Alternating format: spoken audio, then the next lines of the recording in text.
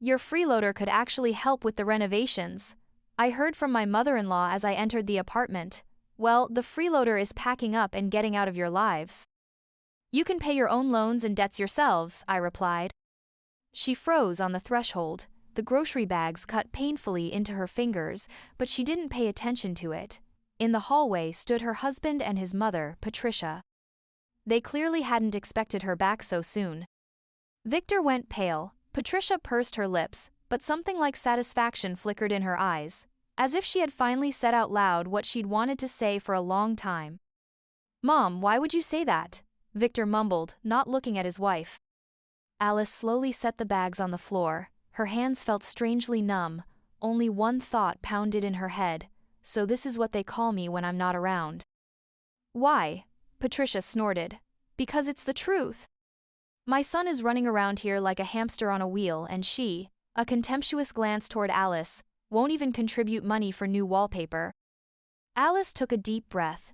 In 3 years of marriage, she'd gotten used to her mother-in-law's barbs, her constant hints that Alice wasn't good enough for her son. But deadbeat? That was something new. Mom meant. Victor started to make excuses. I understand perfectly what your mother meant, Alice interrupted him. Inside, everything was boiling with hurt and anger, but her voice sounded unexpectedly calm. And you know what? I'm tired. She walked past them into the bedroom. She pulled down a travel bag from the top shelf, the same one she'd moved in with 3 years ago after their wedding. Funny, she thought, how life comes full circle. What are you doing? Victor appeared in the bedroom doorway. His face showed confusion. Alice silently opened the closet and began taking her clothes off the hangers. Her hands trembled slightly, but her movements were decisive. Alice, come on, what's this about? Mom just… well, she didn't think. He nervously rubbed his neck. You know how she is, emotional. Emotional? Alice smirked, not stopping her packing. No, Victor. Emotional people might say something in the heat of the moment. Your mother just finally said what she really thinks. Patricia appeared in the doorway behind her son. She crossed her arms over her chest, watching her daughter-in-law's actions with an expression of incredulous surprise. What is this, kindergarten? She said, making such a scene over one word. Alice continued packing, ignoring her mother-in-law. Fragments of memories swirled in her head, meeting Victor, their wedding, the first months of happy life. And then Patricia's gradual infiltration into every sphere of their existence, her advice, control, constant dissatisfaction. Victor, tell your mother this isn't about one word. Alice finally responded. This is about 3 years of constant comments, humiliation, and control. To both of you, I was just a wallet and a maid. She remembered how she'd paid most of the expenses while Victor was building his business, how she took on extra freelance projects so they'd have enough to live on, how she saved up for the car Victor had dreamed about. Her mother-in-law rolled her eyes. What drama? Victor, are you hearing this? Victor looked back and forth between his mother and wife with a confused expression. He'd always been like this, avoiding conflicts, trying to please everyone, and his mother took advantage of it. Alice, let's talk, he tried again. Don't make hasty decisions. Hasty? Alice laughed bitterly. Victor, I've endured this for 3 years. I've put off this conversation, hoping everything would work out. That you'd learn to set boundaries, but you know what I realized? You don't want to set them. She zipped up the bag and straightened up. I can't do this anymore. Patricia laughed nervously. And where will you go? To your parents, or to those divorced girlfriends of yours? You think you'll be better off there? Alice finally looked directly at her mother-in-law. In her gaze there was no anger or hurt, only exhaustion. You know, Patricia, Alice said calmly, I'm actually grateful to you. You helped me understand something important. I deserve respect, and if I'm not getting it, it's better to leave. She turned to her husband. Victor, I'm only taking personal items. The furniture, appliances, everything stays with you. Victor finally snapped out of his stupor. But what about the money? The car loan, the mortgage, he stumbled, realizing what he'd said. Alice froze. Something inside her finally broke completely. So that's what you're worried about? She asked quietly. Not that your wife is leaving, but how you'll pay the loans. Patricia sighed impatiently. Of course that's what he's worried about. You took out those loans together, and now you want to dump everything on him? Alice slung the bag over her shoulder and left the bedroom, carefully walking around the frozen Victor. The deadbeat is packing up and leaving your lives. Pay the loans and debts yourselves, she said, heading for the exit. She felt a strange lightness, as if she'd dropped a heavy burden from her shoulders that she'd been carrying all these years. In her jacket pocket were the keys to her friend's apartment, who had gone abroad for a month. There was somewhere to go, there was something to start a new life with. Alice, wait! Victor finally came to his senses and rushed after her. You can't just leave like this. I can. She stopped at the door and turned around. And you know what's the saddest part? You're not even trying to stop me because of feelings, you're only worried about money. Patricia came out into the hallway, her whole demeanor expressing contempt. And he's right to worry. He invested everything into this, and you. Mom, shut up. Victor unexpectedly cut her off sharply. Both women stared at him with identical surprise. In 3 years of living together, Alice had never heard him talk to his mother like that. Alice, his voice trembled, please, let's discuss everything. I don't want you to leave. Panic was readable in his eyes. But was it panic over possibly losing his wife or over the financial problems that would fall on him after she left? Alice shook her head. 3 years, Victor. You had 3 years to change something. She remembered how she'd asked him to talk to his mother about her intrusive interference in their lives, how she'd begged him to move away from his parents, how she'd suggested going to a family therapist.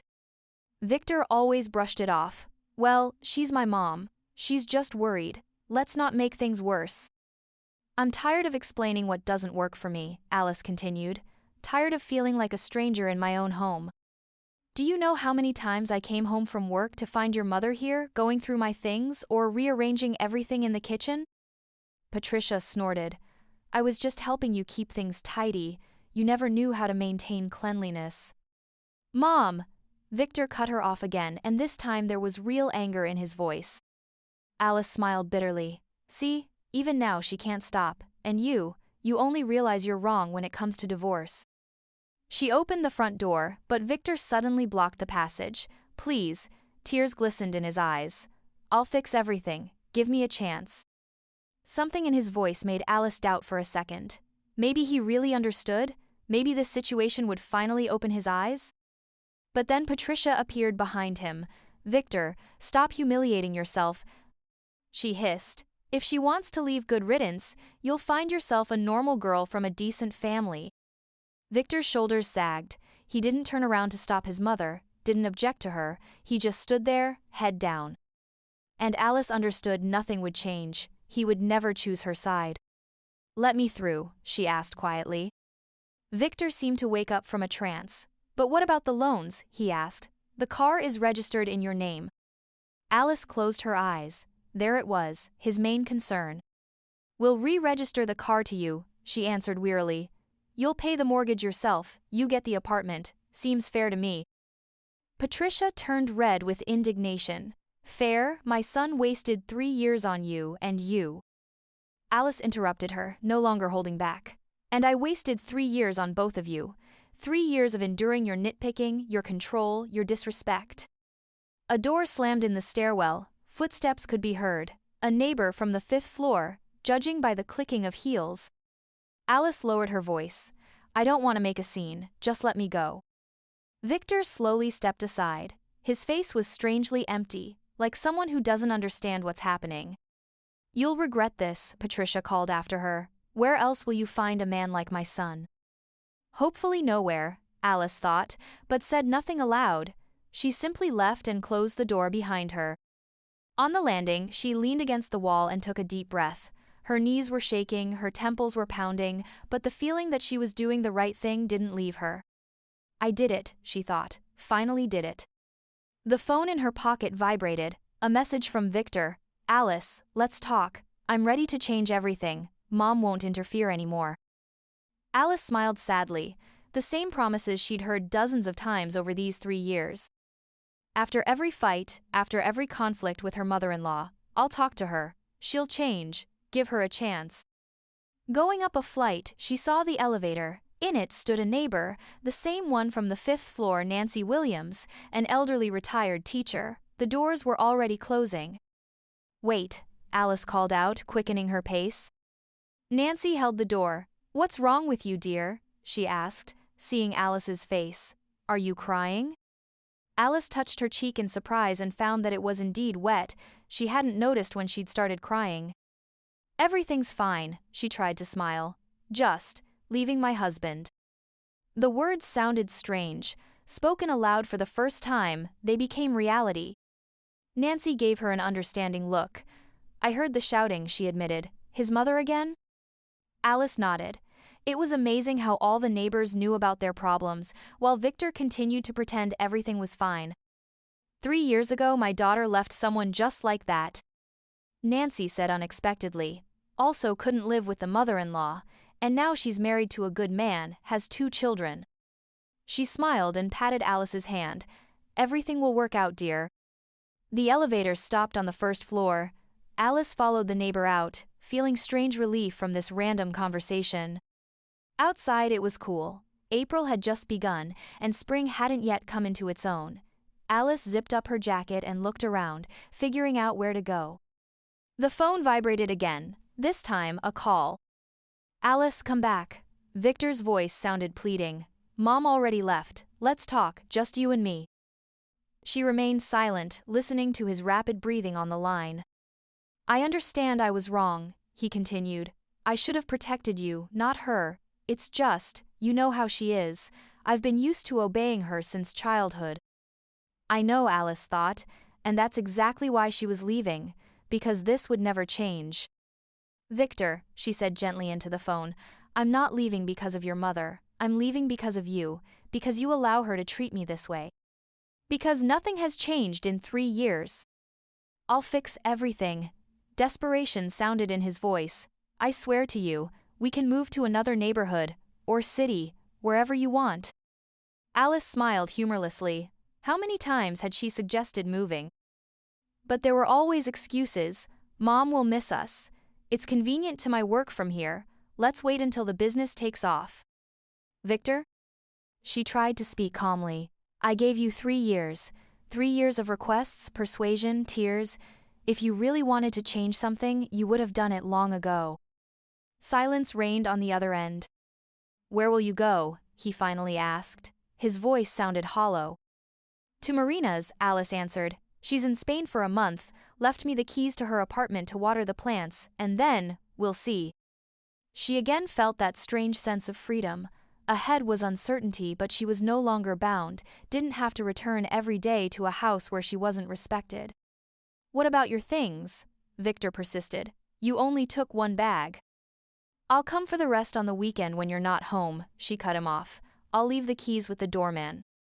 She suddenly realized she didn't miss their apartment at all, the home where she'd lived for 3 years. It had never really been hers. "What about the loans?" His voice became businesslike, and this finally convinced Alice of the correctness of her decision. "I told you we'll re-register the car to you, you'll pay the mortgage yourself, you get a 2-bedroom in the center, seems like good compensation to me." He wanted to object, but she interrupted the conversation. "Victor, I'm tired. I need to go. We'll talk tomorrow."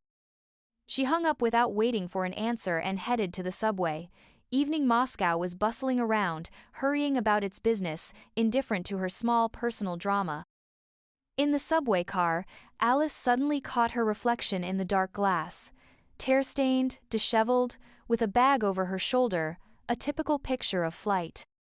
But in the eyes of the reflection, she saw something she hadn't seen in a long time: determination. Marina's apartment was quiet and empty. Alice dropped her bag in the hallway and went to the kitchen. She was thirsty. Filling a glass with water, she sat at the table and took out her phone. 15 missed calls from Victor, 3 from her mother-in-law. Alice grimaced and set the phone aside.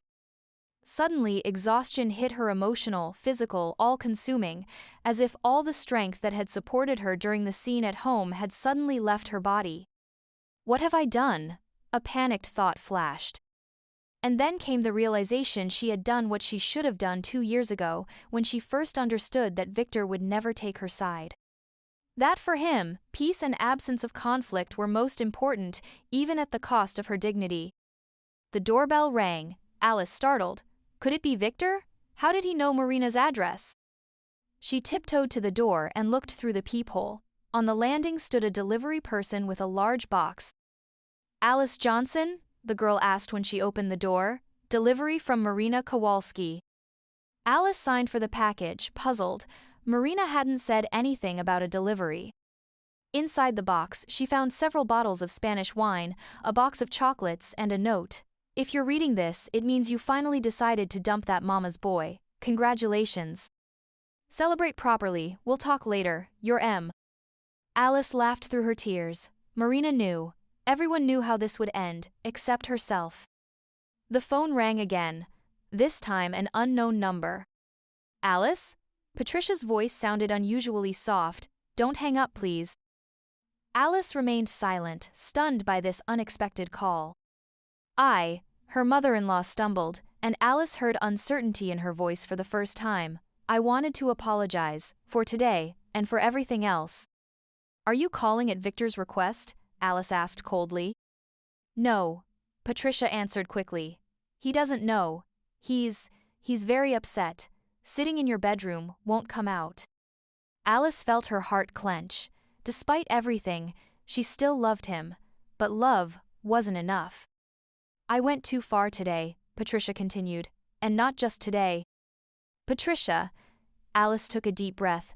I appreciate that you realize this, but I'm afraid it's too late. Give him a chance, pleading notes suddenly broke through in her mother-in-law's voice. He loves you, he just doesn't know how to stand up to me. And never will, Alice thought, but said aloud, I'll think about it, I need time. After the conversation, she sat in the kitchen for a long time, looking out the window at the evening city. Behind her were 3 years of life, with a person who never became a real partner. Ahead, emptiness that was scary and surprisingly interesting to fill herself. The phone vibrated again. A message from Victor. I love you. Sorry I didn't say it more often. Alice set the phone aside without answering. She had time to think, and for the first time in a long time, she felt she could make decisions herself, without looking back at others. In the morning, Alice woke up to the phone ringing. The clock showed 7 a.m. Victor, do you know what time it is? She mumbled sleepily. I know. His voice sounded unusually determined. I just talked to Mom, told her she won't interfere in our lives anymore. Alice sat up in bed fully awake. And? She got offended. Surprise sounded in his voice. Can you imagine? All this time I was afraid of upsetting her, and she just got offended. Nothing terrible happened. Alice remained silent, not knowing what to say. I rented us an apartment, Victor continued, in another neighborhood, near Central Park, like you wanted, and I signed us up for couples therapy. She closed her eyes. All this time he could have done this, but he only did it when she left. Give me a chance, Alice, one last chance. Alice stared at the ceiling of Marina's bedroom, Victor's words echoing in her mind. One last chance. How many last chances had there been over the years? Victor, she said finally, you're doing all this now because I left. Not because you suddenly realized I was unhappy, because you're facing consequences. That's not true, he protested, but his voice lacked conviction. I just needed a wake-up call. A wake-up call? Alice sat up fully. Victor, I've been your wake-up call for 3 years. Every time I cried after your mother's comments. Every time I begged you to set boundaries. Every time I suggested we move out or get counseling. She could hear him breathing heavily on the other end. This is different, he insisted. I see it now. I see how I failed you. Alice walked to the kitchen and put the kettle on. The morning routine felt surreal, making coffee in someone else's kitchen while her husband pleaded with her over the phone. What did Patricia say when you told her she couldn't interfere anymore? Alice asked. Victor was quiet for a moment. She said I was making a mistake, that you were manipulating me, that I'd regret choosing you over family. And what did you say? Another pause. I told her you are my family now. Despite everything, Alice felt a flutter of hope, but then reality crashed back in. Victor, you've had 3 years to tell her that, 3 years to make me feel like your family. I know, his voice cracked. I know I screwed up, but people can change, Alice, I can change. Alice poured hot water over her instant coffee, watching the granules dissolve. Like her marriage, she thought, dissolving slowly, then all at once. Can you? She asked. Because yesterday, when your mother called me a deadbeat, your first instinct wasn't to defend me, it was to make excuses for her. I was shocked. You were comfortable? Alice interrupted. Comfortable letting her say what you both really think, that I'm beneath you, that I should be grateful for whatever scraps of respect you throw my way. She heard him start to cry. The sound broke her heart, but it also strengthened her resolve. Alice, please, I love you. I know I haven't shown it the way I should have, but I do love you. I love you too, she whispered. That's what makes this so hard. The admission hung between them like a bridge neither knew how to cross. Then come home, Victor pleaded. We'll figure it out together. Home? Alice laughed bitterly. Victor, I never had a home with you. I had a place where I paid rent and tried to make your mother happy. She walked to the window and looked out at the busy street below, people heading to work, living their lives, making their own choices. I need time, she said finally. Real time. Not a few hours or a few days. I need to figure out who I am when I'm not walking on eggshells. How much time? Victor's voice was small. I don't know. Maybe weeks, maybe months. Months? He sounded panicked. Alice, we can't just put our marriage on hold for months. We've been putting our marriage on hold for 3 years, she replied. The difference is now I'm admitting it. After she hung up, Alice sat in the quiet apartment and tried to imagine her future. For the first time in years, it was a blank canvas, terrifying and exhilarating at the same time.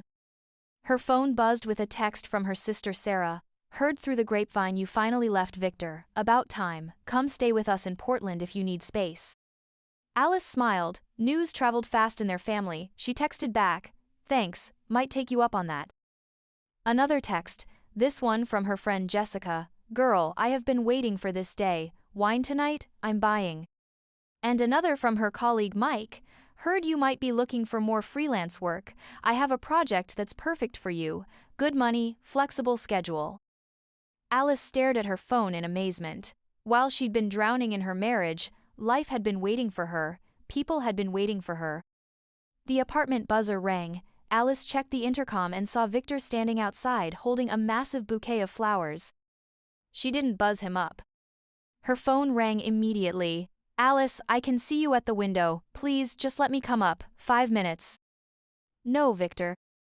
I drove all over town looking for your favorite flowers, the white roses from that place on 5th Street. Alice looked down at him. He looked terrible, unshaven, clothes wrinkled, eyes red from crying. Part of her wanted to run downstairs and comfort him. The part that had been trained for 3 years to manage his emotions. Victor, go home. This is killing me, he said into the phone. I can't eat, can't sleep. I keep walking into our bedroom and seeing your empty closet. Then maybe you should have thought about that before you let your mother call me a deadbeat. I fired her, he said suddenly. Alice blinked. What? From the business. I fired her. She was supposed to help with the books, but I told her I don't need her help anymore, with anything. Alice felt her knees go weak. Patricia had been involved in Victor's business since the beginning. It was her investment money that had gotten him started. Victor, you can't. I can and I did. I told her that if she can't respect my wife, she can't be part of my life. Any part of it. Alice sank into a chair. This was bigger than she'd expected. Patricia would be furious. She'd probably cut Victor off financially, emotionally, completely. She's your mother, Alice said weakly. And you're my wife. Or you were. Or, God, Alice, I don't know what we are anymore, but I know I can't lose you. Alice watched him through the window. He was crying openly now, not caring who saw him. Go home, Victor, she said gently. We'll talk tomorrow. Promise me, he said. Promise me you'll talk to me tomorrow. Alice closed her eyes. I promise. After he left, Alice called Marina in Spain. Finally, Marina's voice was bright with Spanish sunshine. I was wondering when you'd crack. Did everyone know except me? Alice asked. Honey, we've been planning your escape route for 2 years. Why do you think I left you my apartment keys? Alice laughed despite herself. I feel like such an idiot. You feel like a woman who tried to make her marriage work. There's no shame in that. The shame would be staying when you know it's broken. But what if he really changes this time? He fired Patricia from his business. Marina was quiet for a moment. That's actually huge. I didn't think he had it in him. Right? So maybe. Alice? Marina interrupted gently. Even if he changes, do you want to go back? Not because you feel guilty or sorry for him, but because you actually want that life? Alice thought about it, really thought about it. Going back to the apartment where she'd felt like a guest. Going back to managing Victor's emotions and his mother's moods. Going back to being grateful for basic respect. I don't know, she admitted. Then you have your answer. When you know, you'll know. That evening, Alice met Jessica for wine at their favorite bar downtown. Jessica had been her college roommate and the one friend who'd never pretended to like Victor. So, Jessica said, raising her glass, to freedom. It doesn't feel like freedom yet, Alice admitted. It feels like I'm floating. Good. Floating means you're not drowning anymore. They drank in comfortable silence for a while, watching the other patrons laugh and flirt and live their uncomplicated lives. Can I ask you something? Alice said. Why didn't you ever tell me to leave him? Jessica smiled sadly. Because you wouldn't have listened. You had to figure it out yourself. But you knew. Honey, we all knew.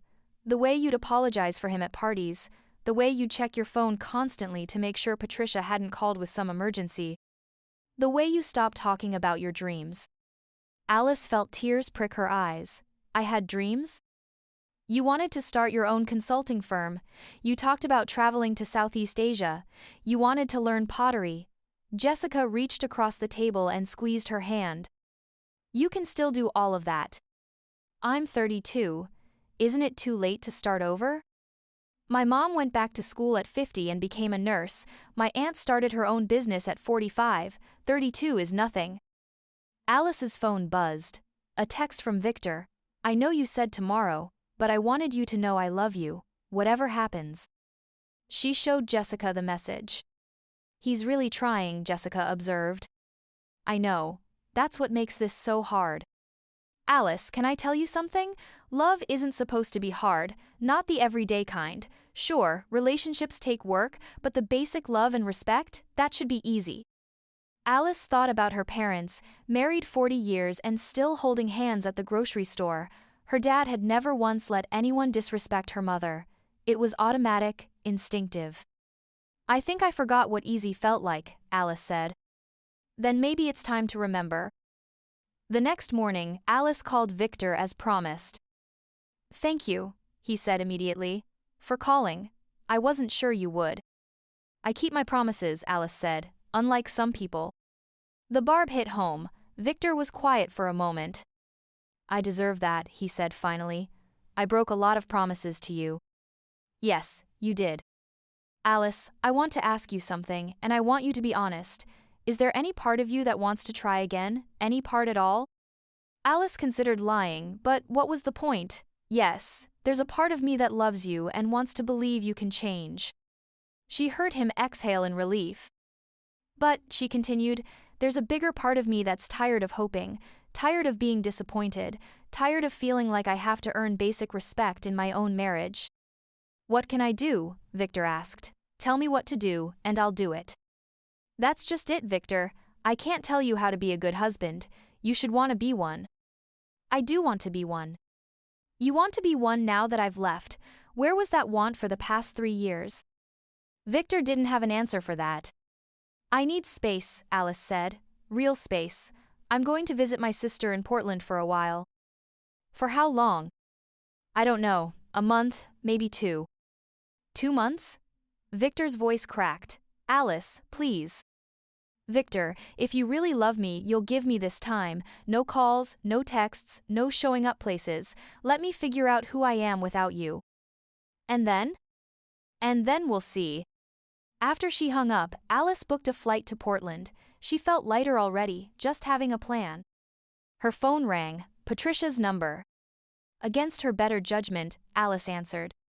You destroyed my family, Patricia said without preamble. Hello to you too, Patricia. He fired me, his own mother, because of you. Alice felt a familiar surge of guilt, then pushed it down. He made his choice. You manipulated him, you made him choose between us. No, Alice said firmly, you made him choose. Every time you disrespected me, every time you undermined our marriage, you were making him choose. He just finally chose. Patricia was crying now. He's all I have. His father died when he was 12. I sacrificed everything for that boy. Despite everything, Alice felt sorry for her. Patricia, you didn't lose a son. You lost control of him. There's a difference. He won't even take my calls. Maybe that's what he needs right now, space to figure out who he is without your voice in his head. Like you're doing? Alice was surprised by the insight. Yeah, like I'm doing. There was a long pause. I'm sorry, Patricia said quietly, for calling you, that word, for all of it. Thank you, Alice said. That means something. Will you? Will you tell him I'm sorry too? I think you should tell him yourself, when he's ready to hear it. After Patricia hung up, Alice sat in the quiet apartment and marveled at how different that conversation had been. No yelling, no manipulation, just two women who'd hurt each other trying to find their way forward. Maybe there was hope for all of them after all. 3 days later, Alice was on a plane to Portland, watching the city shrink below her. In her carry-on was a journal Marina had given her years ago, still blank. On the first page she wrote, Day 1 of figuring out who Alice is.